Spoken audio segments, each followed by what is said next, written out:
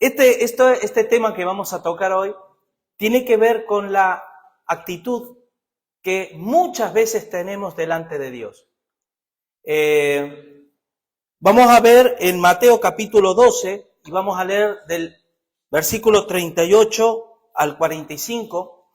Y sobre todo, hermanos, vamos a extraer el principio espiritual, es decir, la enseñanza para nuestras vidas. Vamos a leer el texto y luego vamos a ir analizando, ¿sí? Dice, versículo 38. Entonces respondieron algunos de los escribas y de los fariseos, diciendo, Maestro, deseamos ver de ti señal. Él respondió y le dijo, la generación mala y adúltera demanda señal, pero señal no le será dada, sino la señal del profeta Jonás. Porque como estuvo Jonás en el vientre del gran pez 3 días y 3 noches, así estará el Hijo del Hombre en el corazón de la tierra 3 días y 3 noches. Los hombres de Nínive se levantarán en el juicio con esta generación y la condenarán, porque ellos se arrepintieron a la predicación de Jonás. Y aquí más que Jonás en este lugar. La reina del sur se levantará en el juicio con esta generación y la condenará, porque ella vino de los fines de la tierra para oír la sabiduría de Salomón. Y aquí más que Salomón en este lugar. Cuando el espíritu inmundo sale del hombre, anda por lugares secos buscando reposo y no la halla. Entonces dice, volveré a mi casa de donde salí, y cuando llega la halla desocupada, barrida y adornada. Entonces va y toma consigo otros 7 espíritus peores que él, y entrados moran allí. Y el postrer estado de aquel hombre viene a ser peor que el primero. Así también acontecerá a esta mala generación. Miren, querido hermano, yo lo que quiero enfatizar es acerca de, aquí nosotros vemos varias cosas. Vemos Jesús que habla, que se presenta delante de los fariseos. Ustedes saben que los fariseos era esa colectividad religiosa de la época de Jesús, judíos, en la cual en definitiva siempre estaban buscándole las 5 patas al gato, siempre estaban buscando justificarse y siempre estaban queriendo tentar a Dios, tentar a Jesús constantemente. Y cuando uno lee esto, y cuando uno sabe y oye de los fariseos, la sensación que por lo menos a mí me da, y me imagino que a la mayoría, es como, wow, que estos fariseos, ¿verdad? Qué malos eran, ¿no? Allá se quedaron en la historia y se acabó. Nosotros somos muy distintos y somos, ¿verdad? Ya de otra generación, nosotros somos gente que obedecemos a Dios. Pero quieren que les diga una cosa, miren, que sepamos una cosa. Todos los que estamos aquí, llevamos en nuestro interior un fariseo. Todos.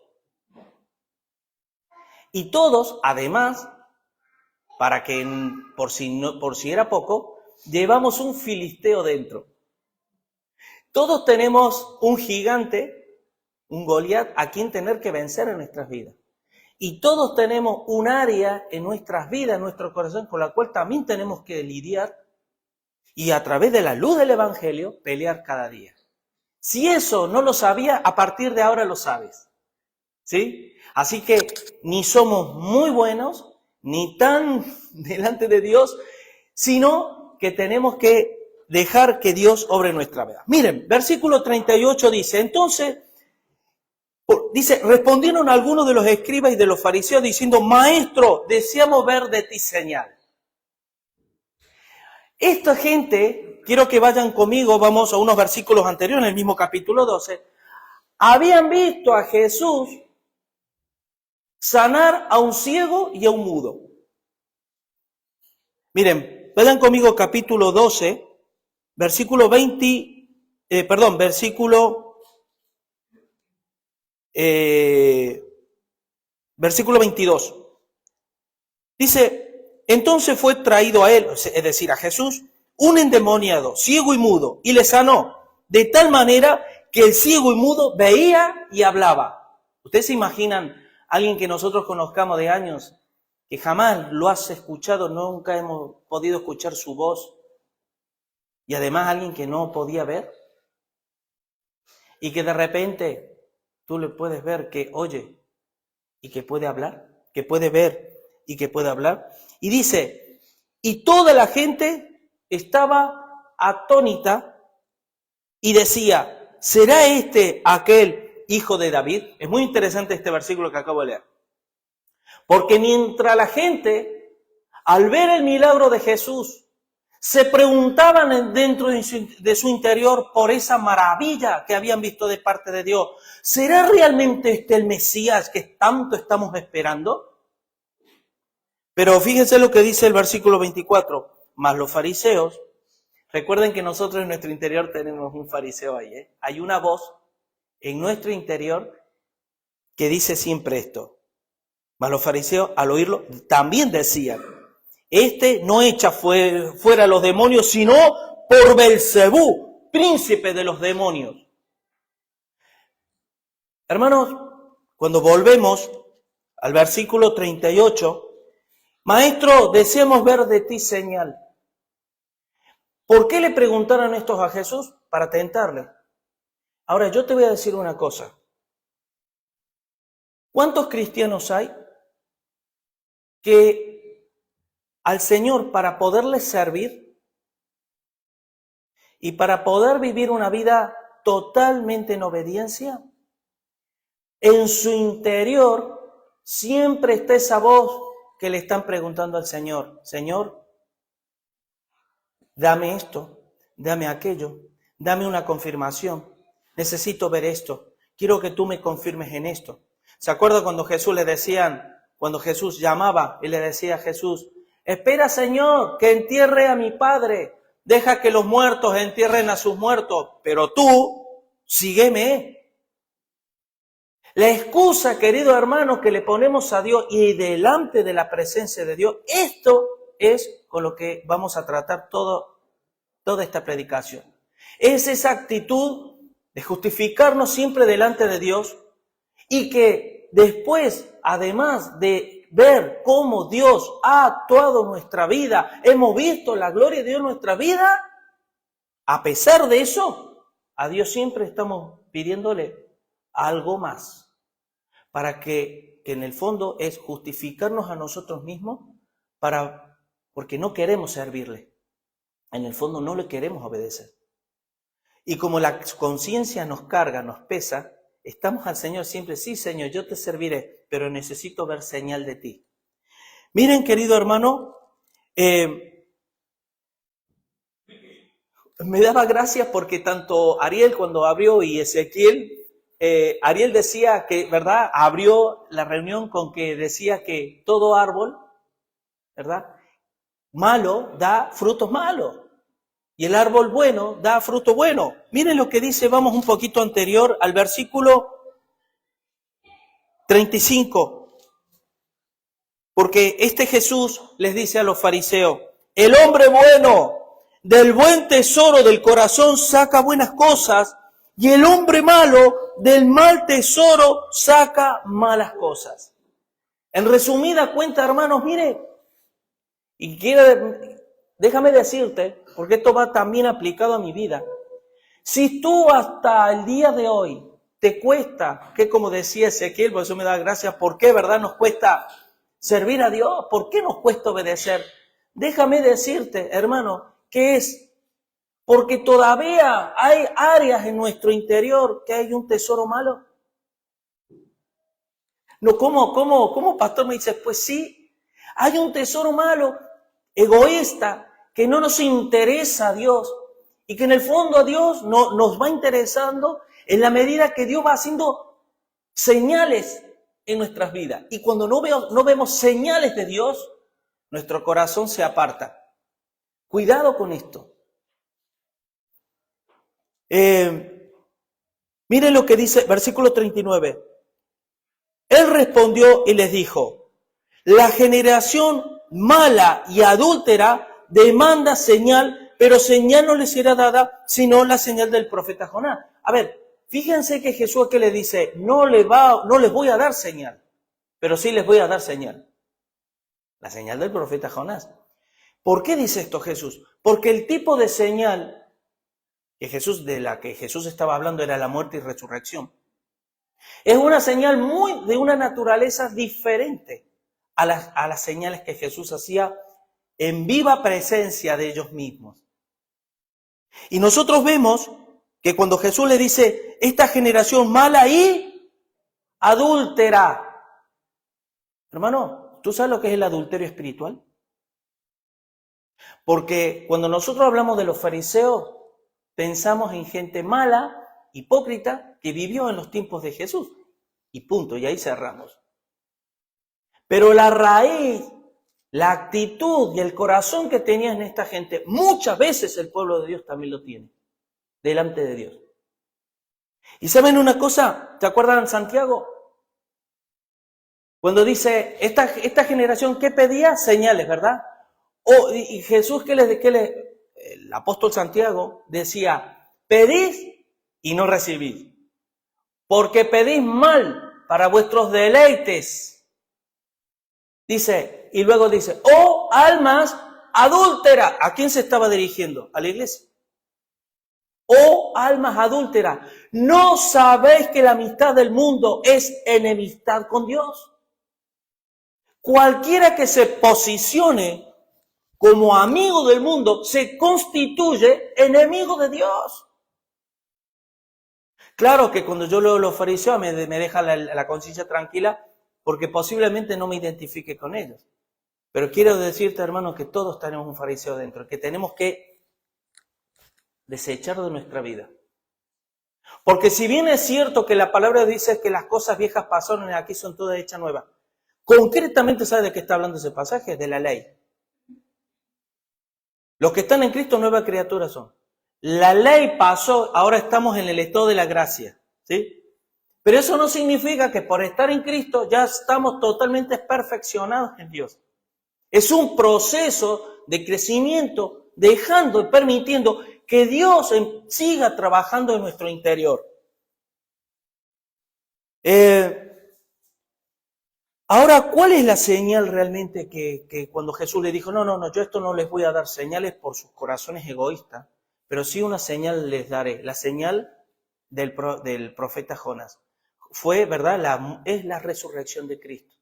¿Se acuerdan cuando Pablo dijo, miren, hablando del pueblo de Israel, en su endurecimiento de corazón, en la cual Dios dice que Él, lo vemos en 1 Corintios 2, cuando dice que los judíos pedían señales, ¿sí? Pero para ellos era Jesús tropezadero, porque no lo podían digerir por sus corazones egoístas y por su egoísta manera de vivir. Y a nosotros, vuelvo a repetirlo, hermano, nos puede parecer, wow, qué fariseo más malo. Pero yo te pregunto una cosa, una pregunta al aire. ¿Tú vives realmente entregado totalmente a Dios? ¿Tu vida es un instrumento en las manos de Dios para servirle con gratitud todos los días?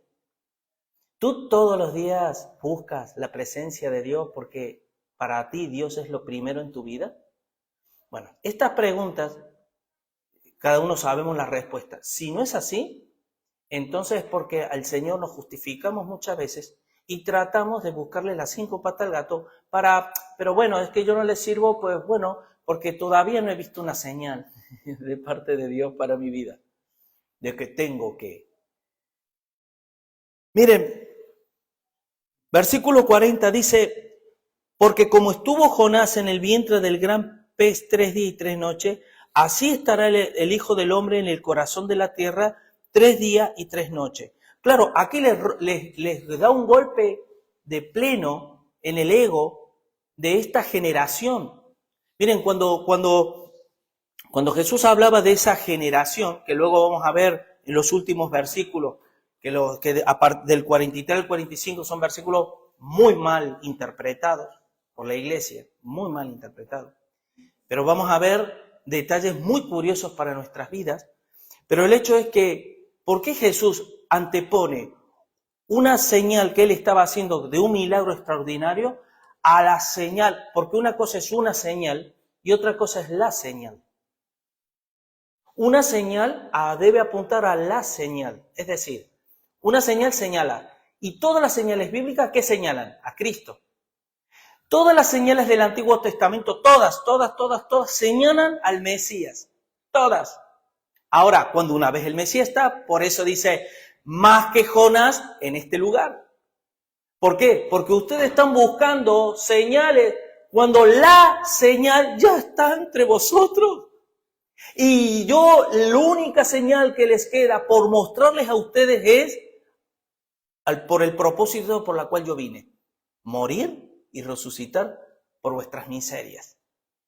Y el que no pasa por ese puente, que es Cristo, jamás, no solo no verá jamás la gloria de Dios en su vida, sino que Dios jamás moverá ni siquiera un dedo para manifestarse absolutamente a nadie. ¿Por qué? Porque Dios resiste al soberbio y da gracia al humilde. Yo quiero leer, vayan conmigo a Jonás, porque Jonás es uno de los profetas menores, son unas cuantas hojas detrás, no son muchas.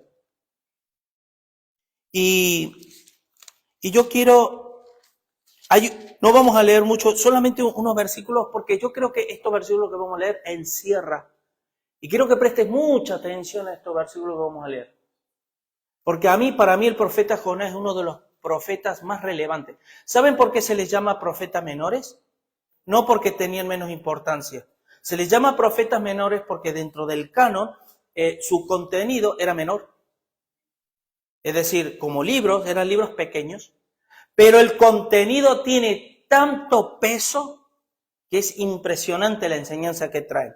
Pero miren, Jonás, capítulo 2, versículo 8.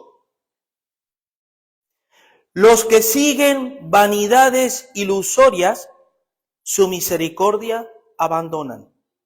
Mas yo con voz de alabanza te ofreceré sacrificios. Pagaré lo que prometí. La salvación es del Señor. Y mandó el Señor al pez y vomitó a Jonás en tierra. Yo pregunto,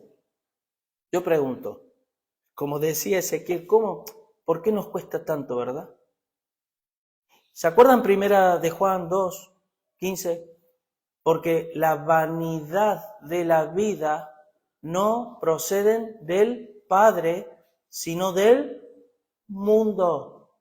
Los que siguen vanidades ilusorias abandonan su misericordia. ¿Hasta cuándo o cuándo será el día que nosotros como iglesia esto lo entendamos espiritualmente y no solo intelectualmente? ¿Cuándo será el día? ¿Cuándo será el día que yo entienda espiritualmente que todo el sistema de vida que yo tengo, aunque parezcan buenas en sí mismas, no proceden de Dios, sino del mundo? ¿Y qué es la vanidad? ¿Ustedes saben lo que significa la palabra vanidad? Sin valor.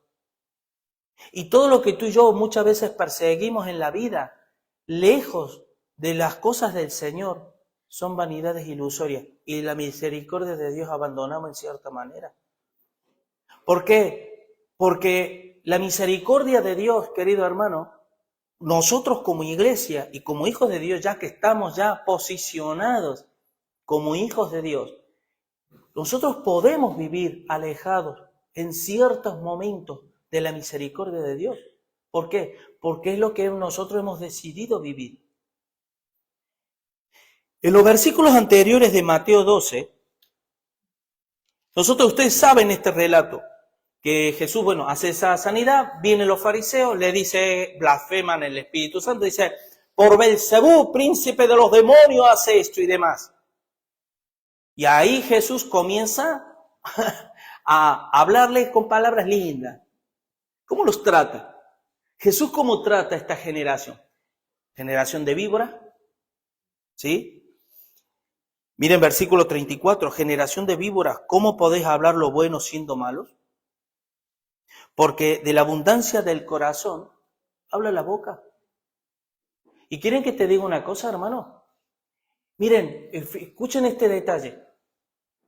De lo que nosotros hablamos de Dios, escucha bien esto. De lo que yo hablo de Dios, si no es consecuente con lo que yo vivo de Dios, me convierto en un hipócrita. Yo desde el púlpito yo puedo decir cosas grandísimas de Dios. Y haberlas aprendido antes de ayer, de manera trasnochada. Porque me tocaba compartir. Un ejemplo pongo. Tú puedes hablar de Dios cosas tremendas a tu compañero de trabajo o a quien sea. Pero si tú no eres consecuente con lo que tú hablas, nos convertimos en hipócritas, fariseos. Es fuerte, ¿verdad? Es duro. Pero la pregunta, yo me pregunto, ¿cómo puede ser que viendo a Jesús, estando con el Mesías físicamente, habiendo lo que veían de él, escuchando lo que escuchaban de él, aún así sus corazones estaban endurecidos? ¿Cómo puede ser eso? ¡Qué perverso es el corazón, hermano! ¡Qué perverso el corazón! Por eso yo siempre digo, el verdadero siervo de Dios nunca se va a ver delante de la presencia de Dios suficiente. Y de ahí la humildad. A mí cuando el siervo de Dios es orgulloso, soberbio, altanero, hermano, a mí me está dando indicadores que ten cuidado. Porque con Jesús también se movían gente que hablaban de maestro, ¿qué tal maestro? ¿Se acuerdan? Maestro bueno. Solo hay uno bueno, Dios. ¿Por qué Jesús le contesta de esa manera? Porque conocía el corazón de ese joven rico. Luego vamos a ver más cosas, interesantísimas. Pero, hermano, ahí yo puedo decir que joven rico malo, ¿no? ¿Y qué fariseos tan malos, ¿verdad? Hermano, yo tiemblo delante de Dios porque yo me he visto muchas veces como un fariseo. Y muchas veces me he visto como el joven rico. Este pueblo de labio me honra, Padre, en el nombre de Jesús, yo te adoro, te amo y demás. Y el Señor me dice, pero si yo no pido de ti que me canten, yo te pido de ti obediencia. Y no me la das. ¿Y quieres que te diga una cosa, Julio? ¿Qué? Te conviertes en un hipócrita delante mío. ¿Y sabes lo que es un hipócrita? Es un actor. Que actuamos delante de Dios. Dios niega darnos todo aquello que tenga que ver con un corazón egoísta, pero nunca os deja sin herramientas para poder creer. Tú pídele cualquier cosa a Dios. Pedís y no recibís, pero pide, no pasa nada. Pero que cuando nosotros pedimos a Dios no está dentro conforme a la voluntad de Dios, ni esperes recibir nada de Dios. Pero a la vez, como Dios nos ama, Dios siempre nos da, nunca nos va a dejar sin dar herramientas para que nosotros podamos creer y confiar en Él, como hijos. Porque Él sondea el corazón y Él sabe que somos ciegos. Él sabe, hermano, que cuando ese Jesús que sanó ese ciego y mudo, así estamos muchas veces nosotros. Y hasta que Dios no nos sana, no puede esperar de nosotros que veamos, porque estamos ciegos.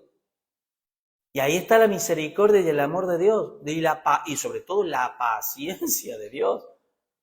Porque la paciencia de Dios es para que no queriendo que ninguno perezca, sino que todos procedamos al arrepentimiento. ¿Se dan cuenta que cuando ese versículo decimos que ninguno perezca, sino que todos sean salvos? No. Porque para ser salvo tú te tienes que arrepentir. Que ninguno perezca, sino que todos procedamos al arrepentimiento. Que soy maduro, eso a mí ya no me gusta. Yo quiero ser salvo, pero arrepentirme yo. Porque sabes, hermanos, que el arrepentimiento tiene que ver con un cambio de vida totalmente, con un decir, no quiero más esto para mi vida, no lo quiero más. Y eso duele, porque apela a tu ego, apela a tu manera de ver la vida, apela a tus propósitos, a lo que más anhela. Apela a todo eso. Por eso, el que quiera seguirme, niéguese a sí mismo. No hay otra forma. Y miren, en Juan 15, 7, dice el Señor, si permanecéis en mí y mis palabras permanecen en vosotros, pedid todo lo que queréis y os será hecho. ¿Saben cuál es el problema de este versículo? Que somos tan egoístas y nuestra actitud es tal vez tan alejada de pretender o determinarme a obedecer a Dios, que solo me quedo con la última parte. Pedís todo lo que queréis y será hecho. Wow, qué bueno que es Dios, ¿no? Sí, pero hay una condición. Permanecer en Él. Vale, yo ya permanezco en Él. Hermano, yo vengo a la iglesia, leo la Biblia, sí, pero su palabra permanece en ti. Entonces, la cuestión aquí, hermanos, que es sencillo, pero el Señor, todos los que hemos nacido de nuevo vamos a entrar al cielo, amén. Pero ¿sabías que no todos vamos a entrar de la misma manera? En algunos textos habla de que muchos serán salvos así como por fuego. Entrará a las patadas limpias. Y yo cada vez que leo ese texto, ¿sabes qué me hace acordar? Mi mamá cuando me retaba y me decía, pasa para adentro de casa, pasa para adentro. Y la puerta se angosta, se hacía cada vez más estrecha. Yo sabía que cuando entrara, me iba a dar. Y sobre todo mi mamá entraba en casa, ¿pero cómo entraba? Entraba calentito. Muchos entrarán, así como por fuego entrarán. Y miren lo que dice 1 Pedro 2, 10 al 11. Procurar hacer firme vuestra vocación y elección, porque haciendo esto no caeréis jamás. Porque de esta manera os será otorgada amplia y generosa entrada al reino de los cielos. ¿Quieres entrar así al Señor? ¿O quieres entrar que el Padre te diga, pasa para adentro? Te voy a dar yo a ti el dolor de cabeza que me ha hecho pasar durante de tu estadía en la tierra. Pasa para adentro. Y calentito uno entra. De la otra, amplia y generosa entrada al reino de los cielos. Evidentemente que nunca nadie por sus propios esfuerzos vamos a entrar así. ¿Sabes? Porque aún las coronas que por amor a Dios nos va a dar, que quiera que tenga una cosa, dice que las entregaremos. Pero no dice que las entregaremos. Eso es una palabra profética. Y la cuestión es, ¿por qué la vamos a entregar? Porque vamos a vernos indignos de cualquier dádiva que Dios quiera darnos. Indignos. ¿Cómo mi rey me va a dar a mí una corona? ¿De qué? ¿Me va a dar una corona? Si siervo inútil soy, lo que tuve que hacer lo hice y encima lo hice mal. Pero el fariseo no piensa así. El fariseo piensa siempre que se justifica a sí mismo. Soy malo, pero no tanto. Soy desobediente, pero no tanto. Y encima, ¿verdad? Se hacían ver, hacían largas oraciones. Bueno, ustedes ya saben. Miren, vayan conmigo a Mateo 16. Interesante este texto que vamos a leer. Mateo 16.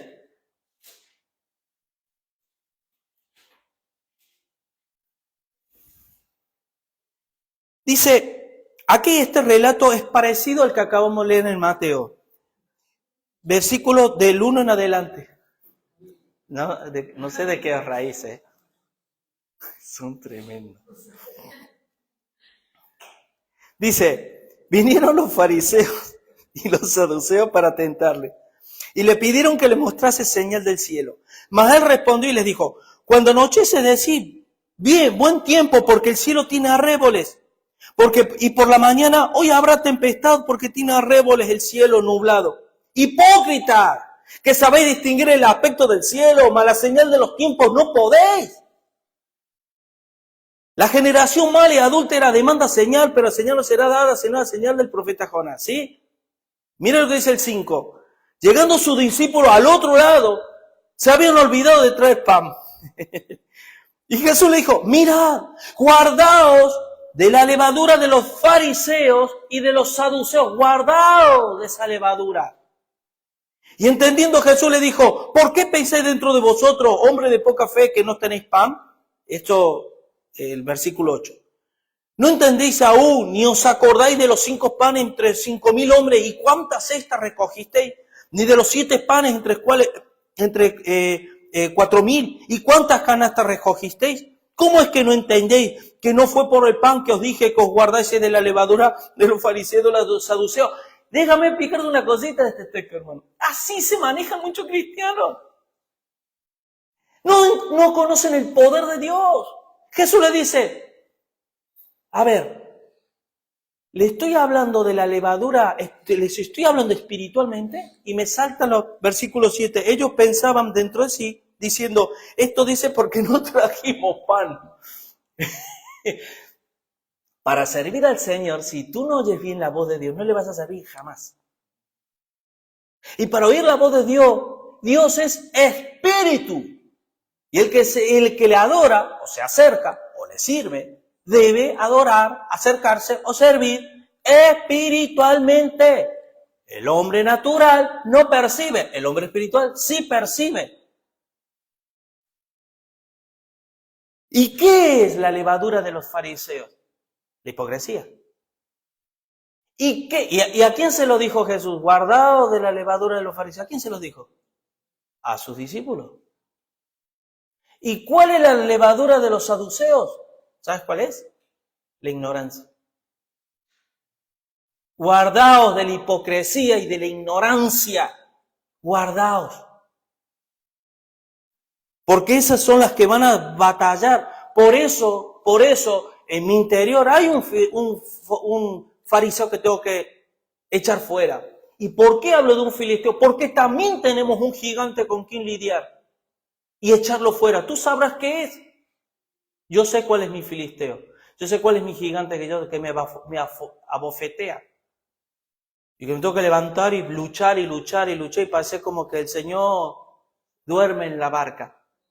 Y veo mi tempestad propia mía que se levanta. Pero yo tengo que luchar, hermano. Miren, sigue diciendo. Versículo 41. Los hombres de Nínive se levantarán en el juicio con esta generación y la condenarán, porque ellos se arrepintieron a la predicación de Jonás. Y aquí, más que Jonás en este lugar. Escuchen esto, no es casualidad que Jesús haya mencionado a los ninivitas. No es casualidad. Miren, vayan conmigo a Nahum, que también un profeta menor, que está también unas cuantas hojas detrás. Nahum, capítulo 3. Porque aquí habla de quiénes eran los ninivitas. Y aquí, hermanos, fíjense, impresionante por qué Jesús mencionó a los de Nínive. Ahora digo el versículo. Los tenía ahí. Capítulo 3, versículo 1, a partir del 1. Miren cómo habla aquí de Nínive. ¡Ay de ti! Ciudad sanguinaria, toda llena de mentira y de rapiña, sin apartarte del pillaje, chasquido de látigo y fragor de ruedas, caballo atropellador y carro que salta. Eran los carros estos de los soldados que iban con la espada y arrasaban. Los ninivitas eran considerados uno de los pueblos más crueles de la historia. Y no eran pequeñitos, eran muchísimos. Y escuchen, jinete enhiesto, es decir, derecho, y resplandor de espada, y resplandor de lanza, y multitud de muertos, y multitud de cadáveres, cadáveres sin fin. Y en sus cadáveres tropezarán, a causa de la multitud de las fornicaciones, o alma adúltera, de las fornicaciones de la ramera de hermosa gracia, maestra de hechizos, que seduce a las naciones con sus fornicaciones y a los pueblos con sus hechizos. ¿Sabes lo que está diciendo aquí? Los ninivitas eran uno de los pueblos más influenciados por Babilonia. Pero escucha esto. Vamos a Apocalipsis capítulo 18. Porque es increíble, hermanos, cómo a través de los siglos, cada palabra, cada frase, tú cuando indagas en la historia y ves la realidad actual, empiezas a comprender ciertas cosas. Miren, en el capítulo 18, el versículo 1, dice, después de esto vi a otro ángel descender del cielo con gran poder, y la tierra fue alumbrada con su gloria. Y clamó con voz potente diciendo, ha caído la gran Babilonia, y se ha hecho habitación de demonios y guarida de todo espíritu inmundo, y albergue de toda ave inmunda y aborrecible. Porque todas las naciones han bebido del vino del furor de su fornicación, y los reyes de la tierra han fornicado con ella, y los mercaderes de la tierra se han enriquecido de la potencia de sus deleites. Y oí otra voz del cielo que decía, salid de ella, pueblo mío, para que no seáis partícipe de sus pecados, ni recibáis parte de sus plagas. Luego sigue diciendo, ahora, volvamos a Mateo. ¿Qué le estaba queriendo Jesús decir? Cuando Jesús se habla a los fariseos, los judíos, los fariseos en realidad, porque si nosotros vemos bien, dice, los escribas y los fariseos. ¿Saben? ¿Quieren que les diga una cosa? Ellos estaban viviendo bajo el Imperio Romano. El Imperio Romano, hasta la actualidad, es Babilonia. Y es la Santa Sede que nosotros la tenemos como la Santa Sede en el Vaticano, ¿sí? Son los que se embriagan con las fornicaciones de las naciones a lo largo de toda la historia. Casualmente, al día de hoy, ustedes sabían, hermanos, que prácticamente todas las guerras que se han desatado a lo largo de la historia, por lo menos de los últimos 200 o 300 años, casi todas las guerras y todas las guerras más importantes, más relevantes que hubo, fue ocasionada por el mismo sistema babilónico. Todas. La Primera Guerra Mundial, la Segunda Guerra Mundial, la Guerra del Golfo, la Guerra de Afganistán, la Guerra de Rusia. Todas están. ¿Saben quiénes están? ¡Oh, sorpresa! Los jesuitas, Babilonia y la masonería judía, los fariseos hipócritas, traidores que traicionaron a su pueblo en la Segunda Guerra Mundial y se llenaron de dinero. Porque ¿saben una característica que tenían los ninivitas? Que eran extremadamente materialistas. Era tal el amor al poder que tenían que ellos vivían de las guerras. Vivían de la guerra. Por eso da esa expresión de los carros, de las muertes, los cadáveres. Pero quieren que te diga una cosa, el día que nosotros estemos en el juicio, en la y veamos el panorama real de la vida, nos vamos a quedar sorprendidos de ver los muertos, la sangre derramada y los cadáveres, por decirlo de alguna manera, ocasionada por el príncipe de este mundo que gobierna por medio de un sistema que tú y yo, o que la mayoría, ignoran. Ignoramos por completo. Ahora, estos eran los ninivitas, ¿sí? Pero luego dice, versículo 42, la reina del sur se levantará en el juicio con esta generación y la condenará porque ella vino de los fines de la tierra para oír la sabiduría de Salomón. Y aquí, más que Salomón en este lugar. ¿Quién fue esta reina del sur? La reina del sur fue la reina de Saba, o la reina de Sabá, que es lo que es actualmente Yemen, que es justamente al sur del Golfo Pérsico, que es al sur de Arabia Saudí, donde está el Golfo Pérsico y el Mar Rojo. Y la capital actual de Yemen es Sabá, o sea, Saba, la reina de Saba. Yemen ahora no es un país, pero en ese entonces era un país, era un reino tremendo, tremendo. Y miren, vamos a leer, bueno, no lo he puesto, pero cuando, no lo he puesto porque el texto del Antiguo Testamento que habla de cuando esta reina visitaba a Salomón, se dice, escuchen esto, se dice que cuando esta reina que venía con su séquito, una de las reinas muy poderosas, dice, escuchen esto, que cuando llega a ver a Salomón en Jerusalén, dice que era tal el esplendor del reinado de Salomón que ella se sintió en miniatura. Escuchen esto, dice que las arcas del reinado de Salomón, de cuando Salomón reinó, las arcas, dice que tenía 666 onzas de oro en su... Uno dice, ¿cuánto es? Es a precio actual 250 millones de dólares. 250 hace 3.000 años atrás. Escucha esta, para que nos hagamos una idea. Si ese mismo valor de 250 millones de dólares actual lo lleváramos a 100 años atrás, a principios del siglo XX, tendrías que sumarle un cero más. 2.500 millones de dólares hace el valor al valor actual. 2.500. Imagínate hace 3.000 años atrás. Dice, si las columnas de oro, dice que... ¿Y qué hizo la reina? Porque se tenía esa costumbre de honrar al rey con dádivas. Y el rey dice que proveyó a esta reina de carros, de oro, de madera de caoba, de pino, de toda clase de riquezas y demás. Pero escucha por qué estoy diciendo todo esto. Porque aquí Jesús les está comparando.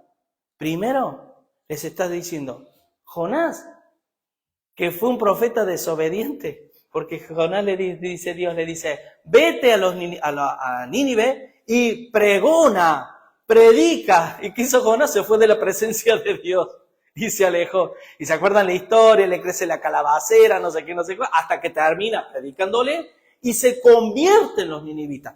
Aquí hay algunos que dicen que no se convirtió. Sí se convirtió, lo que no se convirtió fue Nínive. O sea, lo que es Nínive. Pero muchos ninivitas sí se arrepintieron. Lo dice en Jonás capítulo 3, capítulo 2, en otros versículos para que lo podáis leer y eso. Pero primero le dice, ustedes a mí me piden señales, ¿sí? Pero ¿saben una cosa? Jonás, y le pasó lo que le pasó, y los ninivitas se arrepintieron. Ustedes no se están arrepintiendo. Yo, que estoy aquí, que soy más que Jonás, ustedes no se están arrepintiendo. Pero ¿qué es lo que valora de esta reina, la reina de Saba? Valora, ¿qué es lo que dice? Versículo 42. Y la condenará, porque ella vino de los fines de la tierra para oír la sabiduría de Salomón. Y aquí, más que Salomón. ¿Qué fue lo que hizo esta reina? ¿Saben cuántas distancias hay de Saba a Jerusalén?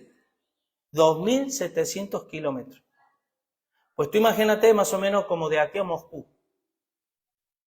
Más o menos. Empieza a andar con carros, con todos los séquitos, con todo, que no eran 4, eran miles y miles que iban simplemente para ver, porque había oído de Salomón palabras tremendas y grandiosas de parte de Dios y esta reina quería oírlas. Y Jesús le dice, ¿y vosotros que me tenéis aquí, que estáis oyendo maravillas, a ustedes les da igual? En el día del juicio, la reina de Saba los condenará a vosotros.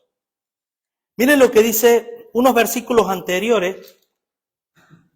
Miren, vamos a leer a partir del 35, 12:35. Como leímos, ¿no? El hombre bueno, del buen tesoro, del corazón, saca buenas cosas. Y el hombre malo, del mal tesoro, saca malas cosas. Mas yo digo que de toda palabra ociosa que hable los hombres, de ella darán cuenta, ¿cuándo? En el día del juicio. Porque por sus palabras serás justificado o por tus palabras serás condenado. De la misma manera en el día del juicio, Nínive, ciudad cruel, ciudad horrible, te condenará a ti. O sea, en otras palabras Jesús les estaba diciendo, ustedes son tan hipócritas que sois peores que esta ave de rapiña. Peores. Y es de esto, hermanos, lo que nosotros nos tenemos que librar. Miren, ahora vamos a leer del 43 al 45, que ahora Jesús explica de manera figurada lo que Jesús quería hacerles ver. Pero yo quiero que de aquí nosotros extraigamos un principio para nuestra vida espiritual, que nos puede suceder exactamente lo mismo. Miren, dice, versículo 43, cuando el espíritu inmundo sale del hombre, anda por lugares secos buscando reposo y no la halla. Lo voy a leer todo y luego vamos a analizarlo. Entonces dice, volveré a mi casa de donde salí. Y cuando llega, la halla desocupada, barrida y adornada. Entonces va, toma consigo otros 7 espíritus peores que él, y entrados moran allí. Y el postrer estado de aquel hombre viene a ser peor que el primero. Así también acontecerá a esta mala generación. De esta porción se interpreta como que cuando un creyente se convierte al Señor, si tú tienes una mala vida, ten cuidado porque el diablo va a buscar otros 7 espíritus peores que él y van a venir y te van a destrozar las vidas. Hermano, aquí primero no está hablando de la iglesia, está hablando, como dice al último, está hablando de esta mala generación, está hablando de los israelitas que no eran parte de los escogidos de Dios. ¿Sí? Ahora bien, cuando el espíritu inmundo sale del hombre, ¿cuándo es que el espíritu inmundo salió del hombre? Cuando Jesús. He aquí, el reino de Dios se ha acercado a vosotros. Cuando el reino de Dios comienza en el pueblo de Israel por medio del ministerio de Jesús, empezó a limpiar la casa. Y esos espíritus, esos demonios que estaban operando en Israel, porque os digo una cosa, hermano, Israel, y esto creo que es una de las cuestiones más interesantes de todo el sermón, y es lo siguiente. Miren, y esto muchos no lo saben, pero Israel, como la característica de Israel en toda la historia fue la desobediencia, atrajo para sí no otra cosa que destrucción. Si bien es cierto que Dios dijo a Abraham, los que te bendijesen yo les bendeciré, y a los que te maldiciesen yo les maldeciré, y de tu simiente serán benditas las naciones de la tierra, que ahí viene la promesa de los gentiles, que ahí entramos tú y yo. Lo cierto es que Israel como Israel fue a partir de ahí la nación más perseguida, fue la nación más maldecida, y de sus filas salieron las personas más crueles de la historia de la humanidad. Por eso yo evidentemente no justifico ni de lejos, pero Hitler sabía eso. Agustín sabía eso. Lutero sabía eso. Lo que pasa es que no emplearon bien los métodos. Pero es cierto que toda la malaria y toda la pobreza y miserias y guerras y demás son por estos poderes que siempre han estado confabulados. El judaísmo, ¿sí? Que no es el judaísmo propiamente dicho, sino el Israel impío, en los que todavía siguen adorando a la estrella de Astarot, que incluso su bandera es una bandera pagana, porque esa estrella primero no es una estrella de David, es la estrella de Astarot, la estrella de la adoración del dios Saturno. ¿Sí? Y que tú lo vas a ver en los ritos paganos, lo vas a ver en todas partes. Y ese es el mismo Israel. Cuando Jesús viene, fíjense, miren, vayan conmigo a Hebreos capítulo 6, versículo 4. Que esto lo dice con muchísima más claridad. Versículo 4. Esta carta va dirigida a los judíos. A este pueblo rebelde, duro de cerviz, con corazón endurecido, soberbio, pero ojo, dentro de Israel hay una remanente fiel. Amén. Dentro de Israel hay un remanente fiel, como todo. Dentro de la iglesia evangélica hay un remanente fiel, pero no por ser evangélicos como somos buenitos, sino por ser hijos de Dios. Amén. Y así pasa. Pero miren lo que dice, versículo 4. Porque es imposible que los que una vez fueron iluminados, de ahí habla cuando habla, por ejemplo, de desocupado, barrida y adornada. ¿Se dan cuenta? Miren, es imposible que los que una vez fueron iluminados, gustaron del don celestial, fueron hechos partícipes del Espíritu Santo. ¿Se acuerdan de qué blasfemaban los fariseos? ¿De qué la acusaban? De la obra del Espíritu Santo. Ellos estaban siendo partícipes de la obra poderosa del Espíritu Santo. Y así mismo gustaron, ¿qué? De la buena palabra. Y de los poderes del siglo venidero. ¿Cuáles son los poderes del siglo venidero? Cuando Jesús dijo, el reino de Dios se acerca, es un reino de poder, porque el reino de Dios no consiste en palabras, sino en poder. Entonces el poder de Dios se había llegado por medio del Mesías y se había abierto las ventanas de los cielos en bendición, pero ellos quisieron cerrarla por su testarudez. Y dice, y recayeron, sean otra vez renovados para arrepentimiento, crucificando de nuevo para sí mismo al Hijo de Dios y exponiéndole a vituperio. Ahora yo digo una cosa, hermano, tremendo este pueblo, ¿no? Pero Si yo, hermano, en cierta manera no vivimos en una obediencia que es la que Dios quiere, una entrega incondicional a Dios, nosotros vamos a ser parte como este pueblo. Sigue diciendo. Entonces dice, volveré a mi casa de donde salí, y cuando llega la haya desocupada, barrida y adornada. ¿Qué pasó con Israel? Cuando viene el Mesías, viene a pregonar. ¿Se acuerdan? Juan el Bautista dice, no endurezcáis vuestros corazones y no digáis dentro de vosotros, a Abraham tenemos por padre, porque Dios puede sacar padres hasta por debajo de las piedras. Pero haced sendas derechas para vuestros pies y arrepentíos de corazón, porque el reino de Dios se ha acercado a vosotros. Amén. Cuando Jesús comienza su ministerio, ¿cómo comenzó? Bueno, hermano, ¿qué tal? ¿Qué sé yo? Me llamo Jesús. Comienza con un nivel de poder y de autoridad. Por eso, toda potestad me es dada. Por lo tanto, Jesús hacía esas señales mesiánicas para que los judíos pudieran creer, porque ellos estaban esperando esas señales. Y aún así no creyeron. Llega el día de Pentecostés, se convirtieron 3.000 y demás.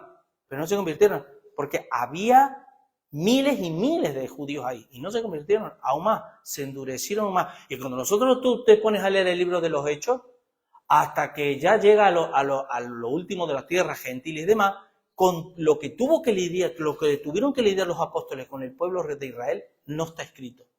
¿Sí? Entonces, ¿qué pasa? ¿Qué ocurrió? Volveré a mi casa de donde salí. Entonces, ¿qué es lo que hace cuando no desobedecen al Señor? Resulta que el estado de esa persona, de esa generación, vino a ser peor. Porque ¿saben qué pasó cuando Jesús murió, resucitó y vino el Espíritu, nace la iglesia? Viene la diáspora judía. Uno dice, la diáspora judía, Dios los esparció sobre la faz de la tierra.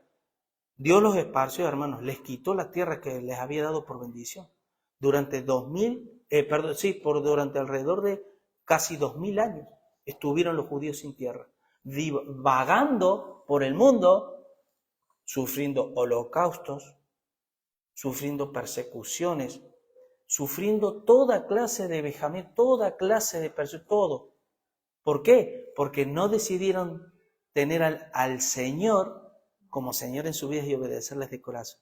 ¿Y tú te crees que nosotros nos vamos a liberar? ¿Se acuerdan lo que dice Romanos 11? Si la raíz y el árbol verdadero Dios hizo con eso, ¿qué pasará con el injerto que somos tú y yo? Así que lo parafraseo, no nos creamos como que Dios con nosotros nos va a tratar como si fuera distinto a Israel. No nos va a tratar así. De ahí vienen muchos problemas como cristianos que tenemos. Versículo 45. Entonces toma consigo otros 7 espíritus peores que él y entrados moran allí. Es muy destacable la palabra moran allí. ¿Saben por qué? Porque ustedes fíjense que cuando Jesús vino y empezó su ministerio, él no vino sino a las ovejas perdidas de la casa de Israel. Él no se movió por allí, por Egipto, no se movió en Jerusalén y Israel, ¿sí? Ahora, cuando Jesús termina su ministerio, ¿cuándo terminó el ministerio de Jesús? En la cruz. ¿Qué les dijo Jesús constantemente? Quedaos aquí.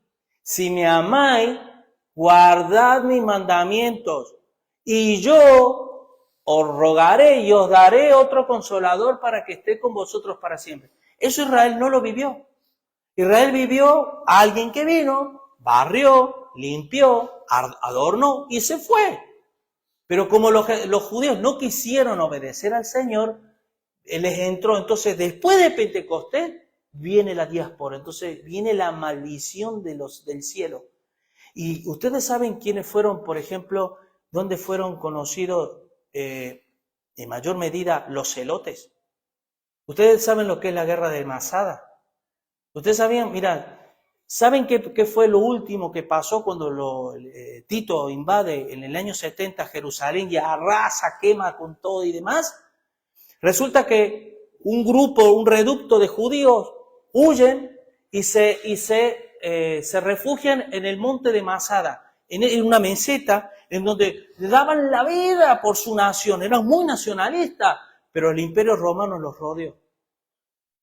Y era el último reducto porque la mayoría de los judíos se habían expandido por cientos y cientos de kilómetros de Jerusalén. Y en ese momento, cuando vieron que los soldados romanos empezaban a acercarse a ellos, se empezaron a suicidar. Se suicidaron todos.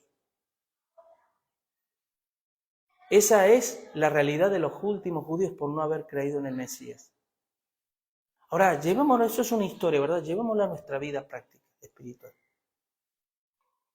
¿Cuántos cristianos hay que se suicidan espiritualmente en un sentido cuando niegan, rechazan el llamado de Dios? Cuando Dios les está llamando. Y no te está diciendo, mira, yo quiero que tú seas capaz. Dios lo que quiere, dice, no, yo quiero tu corazón, no tu capacidad. Porque yo te voy a capacitar a ti.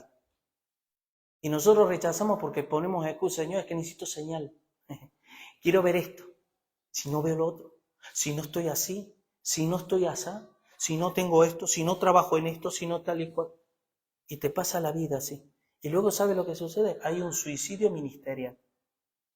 Que pasamos toda nuestra vida espiritual mediocre, el diablo frotándose las manos, porque logró sus objetivos, y entramos como por fuego al cielo, por los pelos.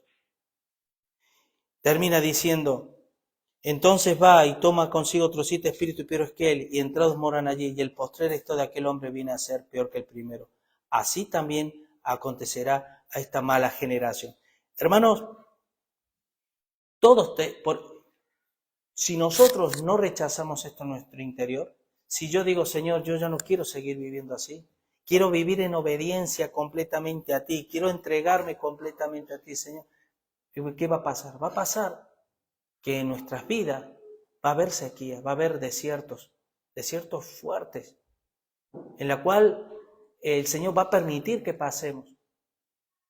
Y va a ser desagradable y que no sea que llegado al final de nuestros años nos arrepintamos en lágrimas por no haber obedecido al Señor. Dice, el hombre bueno del buen tesoro del corazón saca buenas cosas y el hombre malo del mal tesoro saca malas cosas. ¿Cómo está tu tesoro, hermano? ¿Cómo está nuestro tesoro? Esa voz que siempre nos está interpretando lo que Dios quiere decirnos. Si Dios te dice hoy, por ejemplo, te dice hoy, sírveme, y yo pregunto, ¿cuál es la voz que tú estás oyendo en este momento? ¿Lo mismo que Eva?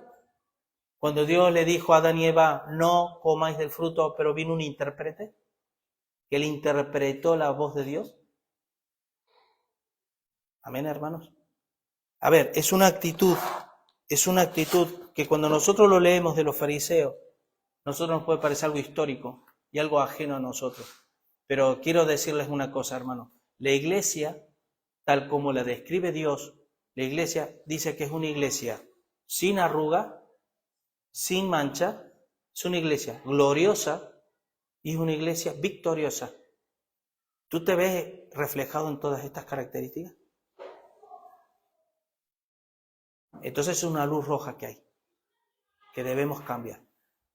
Ariel decía acerca, por ejemplo, lo tocante al honrar a Dios con nuestros bienes. Es un termómetro. Es un termómetro. Este pueblo de labios me honra. Pero no son capaces siquiera de todo lo que yo les doy. Y de todas las bendiciones que yo derramo sobre sus vidas, no son capaces de darme ni una pequeñísima parte para que el reino de Dios se siga extendiendo en la tierra. Amén. Vamos a orar. Señor Padre Santo, te doy gracias en esta mañana y bendita tu palabra, Dios, porque nos limpia, nos redarguye, nos reprende, nos exhorta, nos corrige. Señor, que tu palabra siempre cause este efecto, Dios mío. Que no nos aburra. Señor, que tu palabra siempre la tengamos como miel en nuestros labios. Y gracias te doy por esta mañana. Yo te pido, Padre, que nos ayudes como iglesia, Señor. Porque como iglesia todos necesitamos cambiar. Todos necesitamos, Señor, humillarnos delante de ti, pedirte perdón, mi Dios, porque muchas veces creemos que estamos bien, pero no estamos tan bien delante de ti, Señor. Y te pedimos perdón como iglesia, Señor. Ayúdanos a madurar, a cambiar y a no ser como estos fariseos, Señor, que te pedían señales para tentarte, Dios mío, y que en el fondo no querían saber nada de ti, Señor. Que nuestras metas en esta tierra no sea, Señor, ganar dinero, viajar, tener esto, tener aquello, tener lo otro. Que nuestras metas principales en nuestra vida sea servirte a ti, Señor. Tenerte a ti como nuestro mayor tesoro, Dios mío, y que se vea reflejado en hechos. Que son esas obras que tú preparaste de antemano, que se vean reflejadas, Dios mío, que nuestra fe no es teoría, no es una fe teórica, es una fe práctica, Señor. Señor, ayúdanos en esto y bendícenos con tu presencia todos los días, Dios mío, como lo haces. Dándote gracias, Señor, porque sí que nos tienes paciencia, Señor. Y gracias te damos en el nombre de Jesús. Amén y amén.